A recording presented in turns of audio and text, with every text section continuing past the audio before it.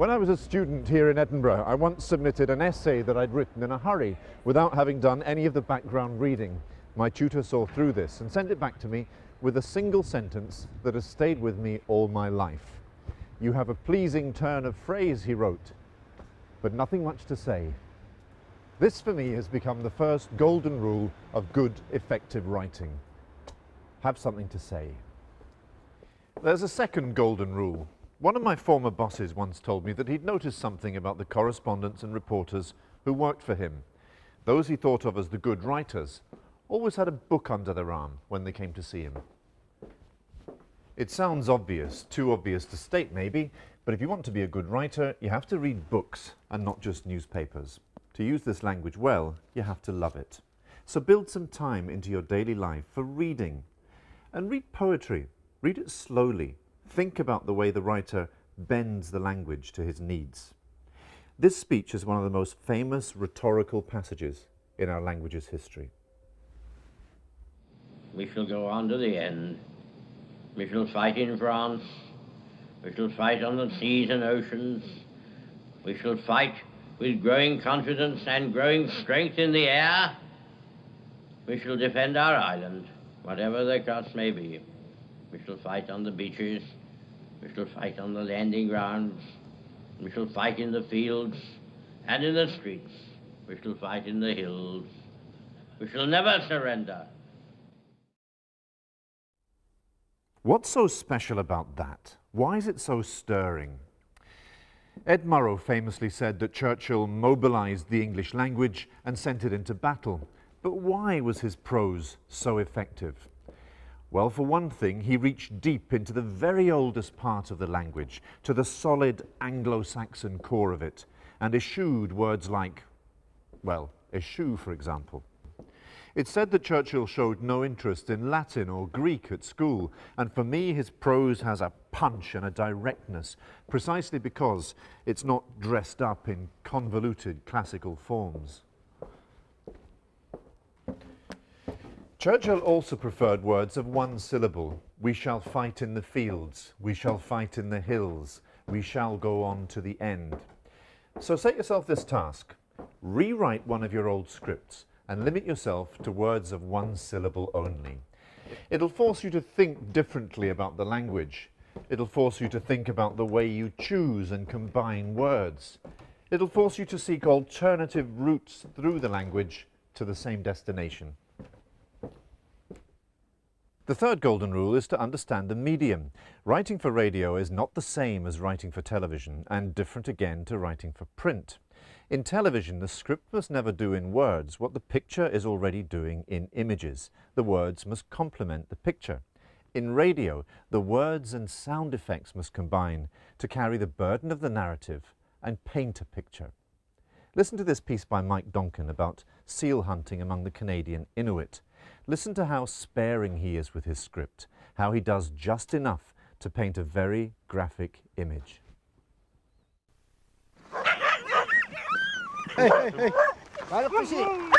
Feeding time under an Arctic dawn for Isaac Unterlach's team of huskies, chained out on the frozen bay. A skidoo, not the dogs, will haul the sled on this hunt, but the tools of Isaac and partner T-Man's lethal trade remain traditional. These are the only tools we got to bring. The knives to cut up the seal, plus the harpoon. The harpoon head is made of steel with a blade at the end. The shape doesn't change very much. A rifle is also stowed before the sleds hauled out onto the sea ice to bump a breathtaking 30 miles to open water. For Isaac, on the sled, the Arctic's unique wildlife is a shopping list. Seals, bearded seal, walrus, polar bear. We still have to provide food for our family and to the community. The Hecla Strait, where we're going, is open year-round. It's a strong current. Where we're going, we'll be able to see some seal holes. A curtain of mist shows the sea ahead. The eyes beneath the frosted caribou fur hood sweep the horizon and back again for a grey shape to break the surface. Isaac calls his prey and prepares. There's one right there. The wait is short. Let me try it. Ah! The excitement not disguised. How's that one? I have to hook it. This can never be a gentle act. The current carries the dead seal to the floe edge, and as it's brought ashore, the snow stains crimson. We're going to hear some more examples of writing for radio taken from some of my own pieces, and for each one I'll try to explain what I wanted the script to achieve. This is a question you should ask yourself. What is the burden I want my script to carry? For example, do I want to tell a straightforward story, a simple narrative with events in chronological order? Or perhaps I want to evoke an atmosphere, a feeling, a sense of anticipation, of foreboding perhaps, or trepidation. Or maybe I want to provide context, to explain not only what has happened, but why it matters and what it means. If you're clear in your own mind about the burden each sentence must carry, it'll help you write a clear script. The burden I wanted this next piece to carry was a combination of narrative, atmosphere and analysis. In June 2004, I covered the 60th anniversary of the D-Day landings.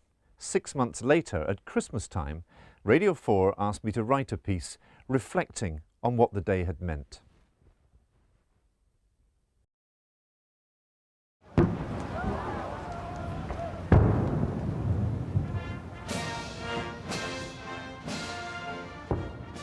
The guns of Normandy were fired that weekend in June, not in anger this time, but in salute. We watched the generation of 1944 reassemble one last time. All weekend it was the same. They wanted no talk of what they had done, no talk of the courage of their youth. The leaders of the Western world came to pay tribute to them, but they wanted no tribute for themselves. Their concern was for those that didn't make it, for the friends they left behind in the soil of liberated France. Those of us who were not even born when they stormed the beaches that summer long ago may have felt, and we did, humbled as we mingled with them. But they brought with them to Normandy the vivid memory of the beaches littered with the bodies of men so young that it was they, the survivors, who felt humbled, they who wanted to pay and not receive tribute. And so they went quietly to the cemeteries. They shall grow not old, as we that are left grow old. Age shall not weary them, nor the years condemn. At the going down of the sun, and in the morning, we will remember them. The American journalist Ernie Pyle crossed the channel with the invasion force. In a dispatch he sent by wireless from the beachhead, he called the Normandy beaches this long, thin line of personal anguish. It is a line, he said, of human litter, which extends like a high water mark for miles along the beach. This is the strewn personal gear that will never be needed again, of those who fought and died to give us our entrance into Europe. Socks and shoe polish, sewing kits, diaries, Bibles. The latest letters from home, with the address on each one neatly razored out, one of the security precautions enforced before the boys embarked. What struck Pyle again and again was the extreme youth of those who fought. It is always the young. In Iraq last year, this same observation struck me as I followed American infantrymen into Baghdad in the days after the emblematic toppling of the statue of Saddam Hussein. One day I came back to my room in the Hotel Palestine, with its window on the broad blue-brown sweep of the River Tigris, and I found 2 American servicemen waiting by my door. They looked to me almost unbearably young, boys in the grown-up clothing of mudded desert camouflage, and each cradling his M16 assault rifle. "Sir," one of them said cautiously, courteously, "we heard you had a satellite telephone here. We haven't had any word from home in 4 months." This was the first of what would become a regular stream. I would give them my phone for a few precious minutes. Almost always, they called their mothers. Almost always they called their mothers. Be direct. Write short sentences. Count the number of words in each one. If your average is more than 16, your sentences are too long. In this next extract, the average length of a sentence is 15 words. Some sentences are very short. 1 or 2 are very long. That varies the pace. It's from a piece I wrote in the Congolese capital, Kinshasa. It was the week that a rebel army seized the city and overthrew the dictator, Mobutu Sese Seko. What I was trying to do here was tell a story, conjure a visual image, and evoke the changing, turbulent atmosphere of those days. The long march from the east is over and the war is won. Today I walked with the rebels to the corrupt center of the Mobutu Empire. A single-file column of exhausted men, earnest and disciplined, snaked its way up the hill to Camp Chachi. They had come from Kalemi, far away on the shores of Lake Tanganyika, and they have progressed through the heart of this huge country at the pace at which a man can march. They scarcely fired a shot. The dereliction to which Mobutu's regime has reduced the country has finally worked to its benefit. The army was rotten to the core and could not put up a fight. Kinshasa was spared the bloodbath it feared. This was not a war at all. It was a people's uprising. From the impenetrable vastness of the rainforest and along the tributaries of the river, hope has marched into this city on bare feet and weary legs. And now there is retribution. In a suburban street, 7 members of the old secret intelligence service have been set upon by the mob and killed. Their bodies, piled together, have been doused with petrol and are burning.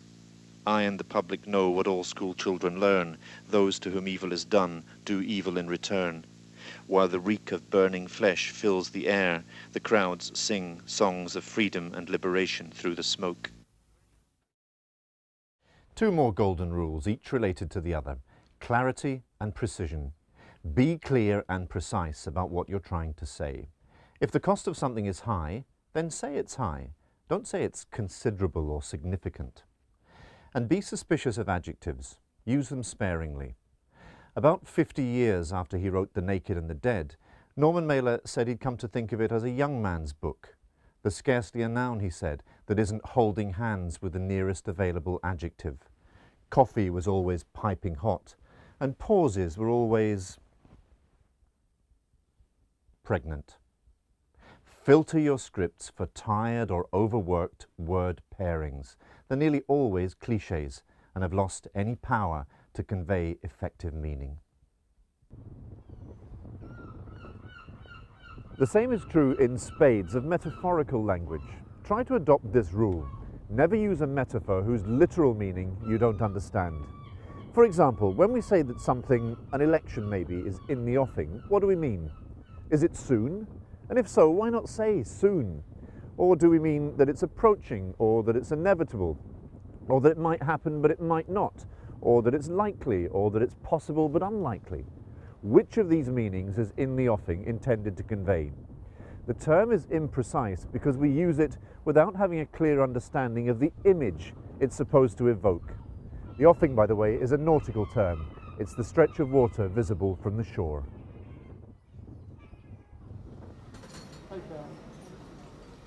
And you must write for the listener. You must make the written word mimic the spoken word. You must make succinct and disciplined prose sound like conversation.